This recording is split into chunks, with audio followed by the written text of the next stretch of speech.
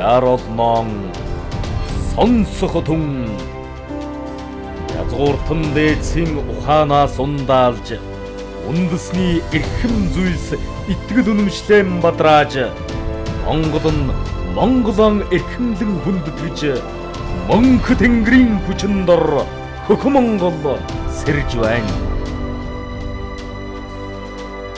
Хэлж Монгол.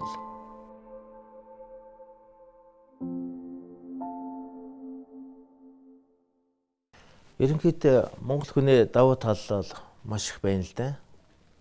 Орчноосоос нэлээх нөлөөлж байна.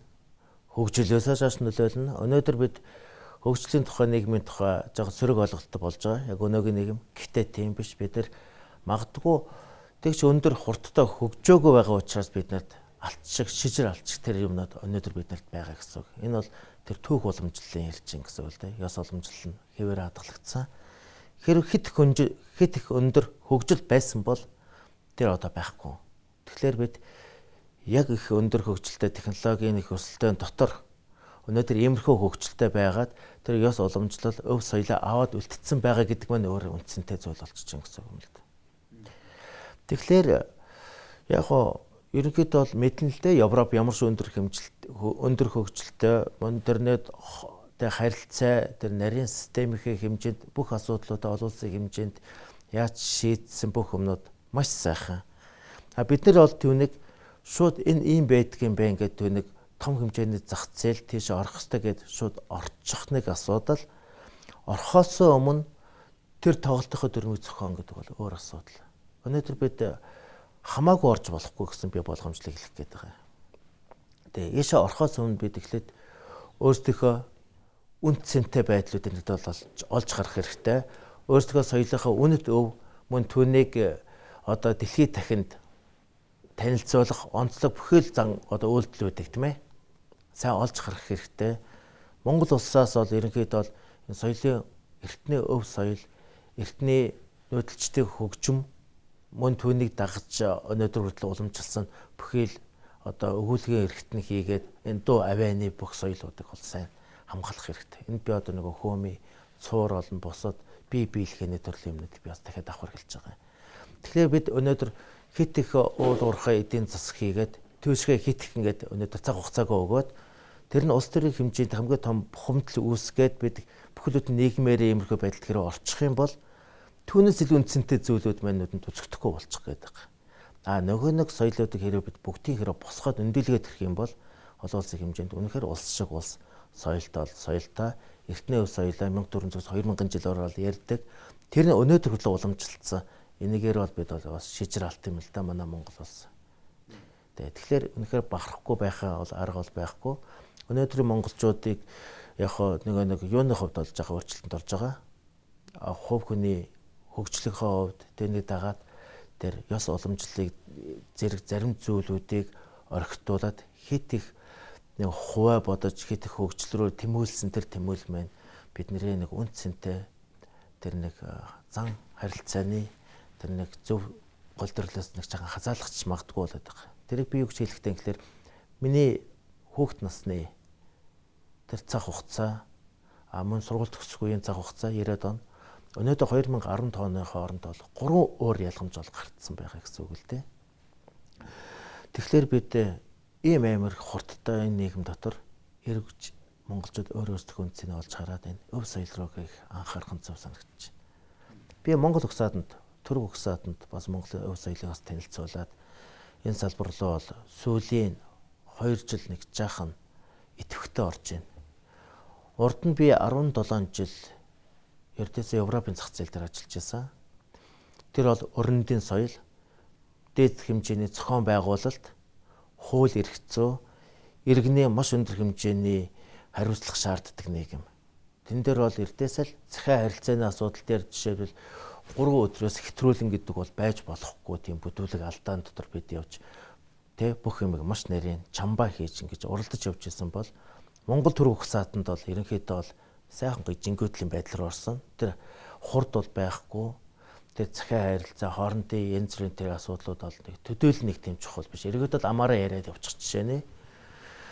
Энд бол нүүдэлчтэй бас нэг тийм өвөрмөц онцлог төвнийг дагсан тийм нэг өв соёлтой холбоотой тийм соёл урлагийн тийм давуу талууд бол надад анзаарчихсан эртний өв соёл л доо. Төдийл нь сайн яг өнөөдөр бол эртний өв соёлуудыг бас хөгжүүлж гарахгүй байгаа. Байгаа соёл нь болохоор уламжлсан соёлууд байгаа. Төөл юм уу? Нэг бол жангарч нь тэр жангарчдын тухай судлах, жангарчтай жангарын яриулаад хэвлэх. Тэгэл ер нь жангардал ноцтолно л доо тэрэн тодох үг хэллэгийн талаар тийм ээ. Түүнээс өмнөх үеийн соёл нь юу байсан бэ гэдэг талаар ерөнхийдөө бол нэг сурвалж бичигдэх төдий үлдсэн. Монголын эртний хөгжмийн соёл нь гэхээр манай шууд ард түмэн толгоондоо оруулна л да. Тэр бол нөгөө морин хуур юм байна. Хөөми юм бэ? Би биелгээ ятгах юм байна гэж шууд болно. Эднэрийн мань судалгаа өөхтөөх нь өнөөдөр яг байна уу гэд ингээд судлаачдаас хэрэг асуух юм бол Монголын улсын үндэсний түүхэн мөсөрөөр хэрэг яваад орох юм бол тэнд морин хуурын тухай эртний олдвор холбоо байхгүй. Хэдэн үеэс хөгжим эхлэлтэй вэ гэдэг бол хинч бодлож чадахгүй. Үлгэр домгоор бол ерөнхийдөө бол 16 17 зуунаас хойш бол ярих байх. Хадны зургаар бол нэг Киданы үеийн эхлийн нэг тийм зураг гарч ирэх байх. Түүнээс өөр юм бол юм байхгүй л дээ. Археологийн яг хөгжмийн бодит олдврын хувьд бол эрдээс хоёр төрлийн олдвор өнөөдөр Монгол улсын хэмжээнд бол байгаа. Энэ болохоор Төв аймгийн Мөнгөн мортын археологийн булчнаас олдсон Ясааман хуур цэвэнд орж захирал олж байсан археологийн хүрээлэнгийн захирал. Дараажгаа 2008 онд олдсон Ховд аймгийн Жаргалант хайрхны Алтай ятгын их олдвор. Энэ хоёрыг бол бид ярина. Нэг 1400 жилийн төвхтэй нөгөө 2000 орчим жилийн төвхтэй ийм эртний хоёрын өв соёлыг бид ярина. Тэгэхээр энэ нь нэн ховор гэсэн үг л дээ. Нэн ховор ийм бүтээгдэхүүн нэг.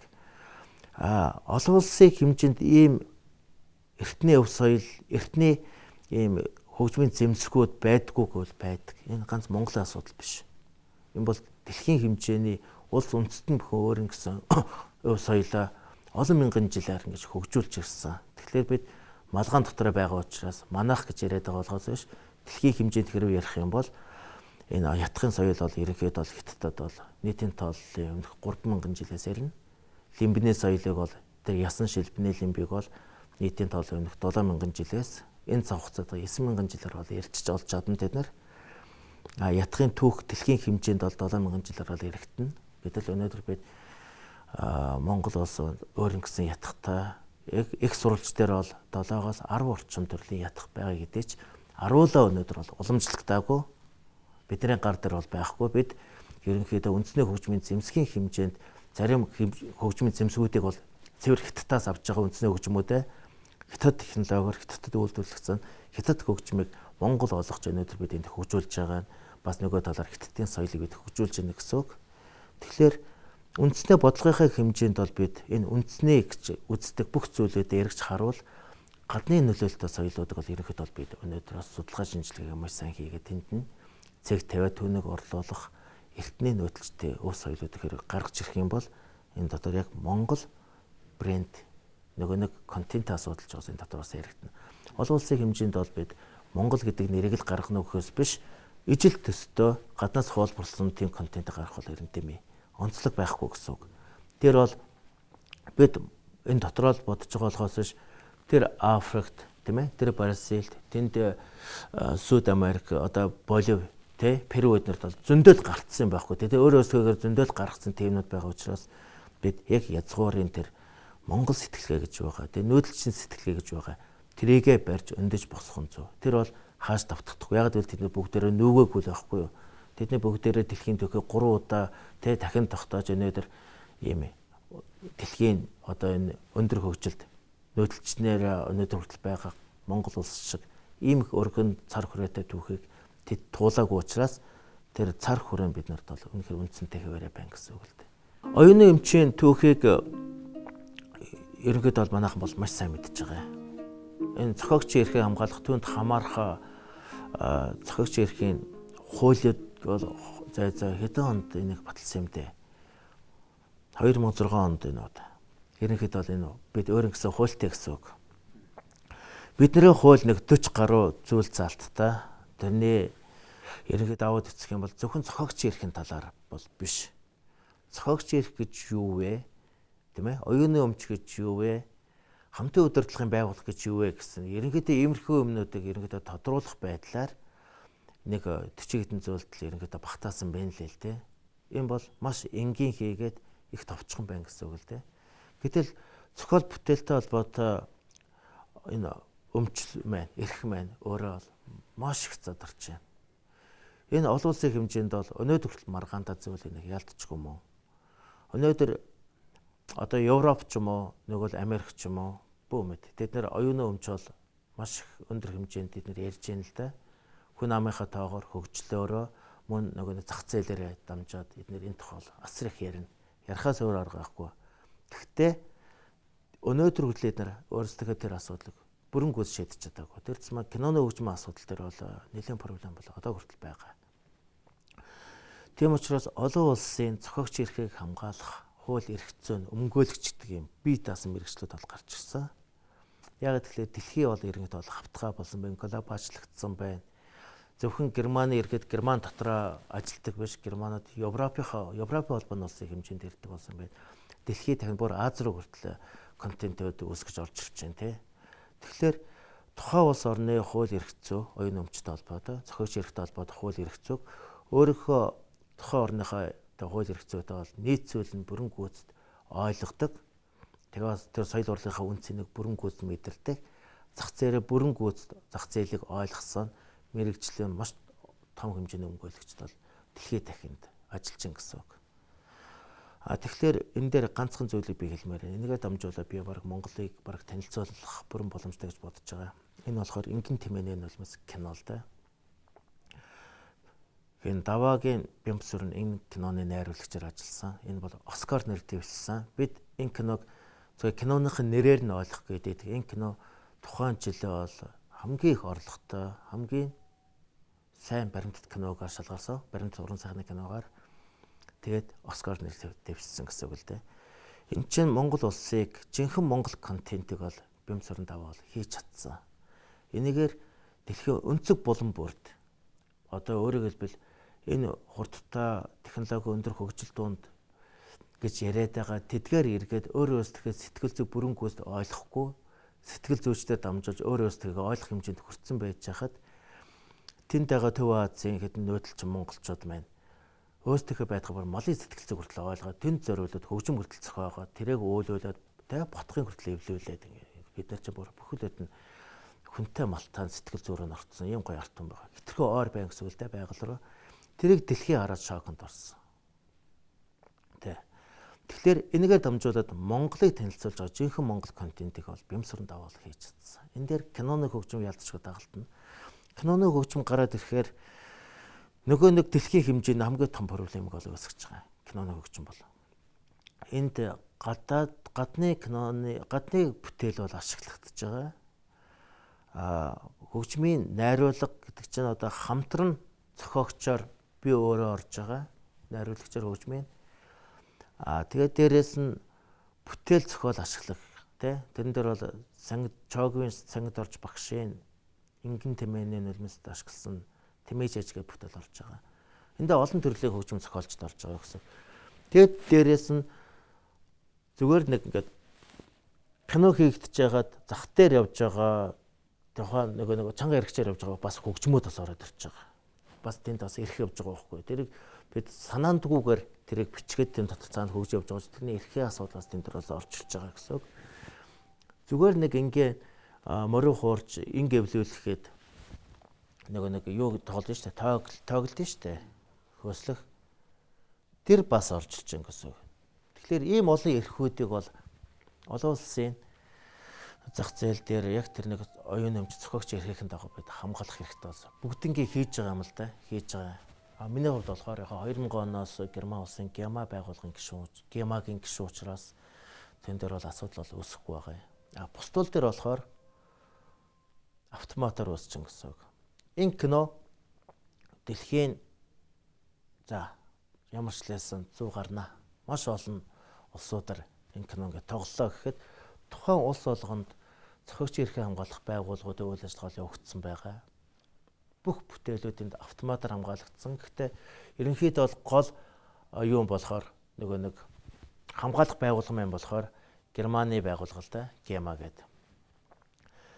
Энэ том контентэд оролцсон сангид орж байгаа би одоо ярмаар. Гэхдээ өнөөдрийн Монгол залуучуудыг хүсэж байгаа зүйл бол дэлхийн зах зээл. Ингийн тэмээний нөлмөс. Ингээд бүгдээрээ тэр зах зээл рүү юмнуудаа гаргаг. Гэтэл энэ дотор хохиролтой зүйл гэх юм бол сангид орж байгаа нэг төгрөгч аваагүй. Тэгэхээр энэ хохиролтой зүйл маань яг юу гарч ирэх ёстой вэ гэх юм бол яг зохиогч бүтээлтэй холбоотой асуудал. Энэ нь олон улсын хэмжээнд биш, Монгол улсын хэмжээнд гарч ирнэ. Тэгэхээр Монгол улсын хэмжээнд ерөнхийдөө бол энэ зохиогчийн эрхтэй холбоотой юм байгууллага гэж байна. Хууль эрх зүйн хувьд болохоор нь ерөнхийдөө 37 дугаар зүйлд заалтанд болохоор хамтын удирдлагын байгууллагыг бол байгуулна. Тэр нь оюуны өмчтөд гэрээ хийнэ, гэрээ хийж ажиллана гэдэг. Энэ төдийхнэр хэдэн хүмүүс энд хамтын удирдлагын байгууллага байгуулад оюуны өмчтөд гэрээ хийгээд Монгол улсад энэ өмчийг хамгаалт өдөө. Яг үнийг хэлгээд. Энэ бол бие даасан том системийг л байгуулах хэрэгтэй. Тийм ээ. Энд дор хаяж дунд болно урт хугацааны стратеги төлөвлөгөөнүүд бол гаргаж ирэх хэрэгтэй. Яаж ажиллах хэрэгтэй, тий? Тэрний давуу болон бусад сул бүх боломжуудаа бүгдийг гаргаж харах хэрэгтэй. Өнөөдөр манайхан болоход дандаа уран бүтээлчд угаасаа л уран бүтээлдээ бид нэг олон талын юм харахгүйгээр уран бүтээл рүү гүн ороод тэрийгээр ингээ ажилдаг. Яг тэр сэтлээрээ яг л энэ нэг салбарлуу ингээд уран бүтээлч маань ороод энэ хийн гэдэл ингээд явах юм бол тэрний цаад аль чинь зохиогч эрхийг хамгаалах бүхэлдүүд нь хууль эрх зүйн асуудлыг мэдлэг заавал шаардж байна. Санхүүг маш өндөр хэмжээний мэдлэг шаардж байна. Олон улс дахь бүх хэл ярианы хийгээд тухайн улсын зохиогч эрхийг хамгаалах тэр бүтц бүхэ зохион байгуулалтууд тэгээд улс хоорондын хамт ажиллагааны цэвэр харилцааны асуудлууд бол бас их шаардлагатай тий. Түрэн би нэг юм хэлсэн. Европт бид 16-7 жил ажиллахдаа цаг хугацааны менежмент бол асар өндөр. Тэрэн дотор бид бүх ажлуудаа хийдэг байсан. Монгол төрөг ухсаатанд ороод гэсэн жижингүүдэлд орцсон. Тэгэхээр бид яг Монгол улсад ийм байгуулах хэрэг байгуулъя гэх юм бол цаг хугацааны менежмент бол асар хурдтай барьж яг л тийм хурдаар яг тийм соёлоор тухайн улсын системтэй уйж зөв ажиллахгүй юм бол ямар ч амжилтанд болох хэрэггүй. Монгол контент бол дэлхийдээ гаруул алдан үхээс онох юм бол байхгүй. Тэгэхээр альва дэлхийн зах зээлийг хүсэж байгаа, олон улсын зах зээлийг хүсэж байгаа, олон улсад өөрийнхөө бүтээл төрөвлөг хүргэе гэж байгаа хүмүүс бүтээлээ бол гаргаад ирсэн байж байгаа. Бүтээл нь бол бэлэн болж байгаа. Гэхдээ сая хэллээ шүү дээ. Бямсрынгийн тэр кино үнэхээр Монголын хамгийн том контент бол байсан. Дэлхийд дээр бол үнэхээр шуугаас Оскар нэртэй байсан байгаа байхгүй. Алдаа болохоор Монгол улс дахь зохиогч эрхийг хамгаалах юм уу нэг бол зохиол бүтээлийг хамгаалах тэр хамтын удирдлагын байгууллагын үйл ажиллагаа бол хамгийн том проблем. Өнөөдөр энэ асуудлыг бид шийдэхгүйгээр урагшаагаас сагта. За тэгээд ээжгээ Япон руу байгаа тэр жасраагтаа гаж юм уу юу ч юм мэдэхгүй наа. Энэ Азийн хэмжээнд Аз номхон далайн орны зохиогч эрх хамгаалах байгууллагуудын хэмжээнд ингээд бүх юмнуудаа яриад ингээд ерөнхийдөө тэднэрт хамтын ажиллагааг эхлүүлээд байна. Эхэлсэн ч тохиолдлууд надад анзаарчихсан л да. Бичиг баримтаараа би ярьж байгаа юм шүү. Тэ. Эмхэн бүгдээрээ хохирол, том хохирол. Монголд эхлээд нэгдүгээр өөрөө өөрсдөө бид 100% хамгаалах хэрэгтэй. Үйл ажиллагаа бүгдийг чигтлэх хэрэгтэй. Тэгээд дараа олон улсын хэмжээнд бүх эрх зүй, хууль, хэлцэл одоо юу вэ? Гэрээ контракт бүгдийг хийгээд хоёр тал байгуулах тэгш хэмжээнд, мэдлэгийн хэмжээнд, туршлагын хэмжээнд очижээж ажиллахгүй бол уул уурхаа дээр бага мөнгө одоо гооч юм гаднаас янз бүрийн тийм төсөл оруулах гэж гүйтгэдэг яг ижлэх нь бүхэл бүтэн ийм том оюуны өмчтөр манайхан тэр урдаас юу аваад явах юм, тусалцаа аваад явах юм.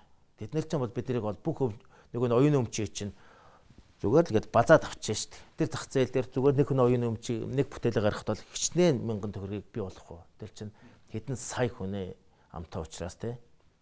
Гэтэл манайхан тэндээс тусалцаа авах бид нар ийм байна. Манад ийм туршлага байхгүй байна. Та нар яаж явуулдгийг гэсэн иймэрхүү туршлага нэг одоо хамтаа ажиллагааны иймэрхүү олон яриаг хэлцлүүд бол маш ихээр явагдсан байна. Оюуны өмчийн газраас ч гэсэн гадны энэ том хэмжээний байгууллагыг Монгол зуучлаж энэ хамтын удирдлагын байгууллагатай уулзуулсан энэ асуудал бол ерөнхийдөө хохиролтой боллоо. Бид малгай дотор өөрсдөө хүчтэй болж хөгжих ёстой байтал сул дорой байдлаа харуулаад дараа нь гэрээ хийн гэдэг чинь хамгийн гол нь байгууллагын нөөцөд орж ирдэг байхгүй юу? Тэнд чинь жинхэнэ стратеги төлөвлөгөөнүүд ирээдүйн бид энэ бүхнийг яаж амжилттайгаар тэг өөрсдөө хамгаалах вэ гэдэг юмнууд байж хаад бүх юм бүгдийг задлаад тэдний бодол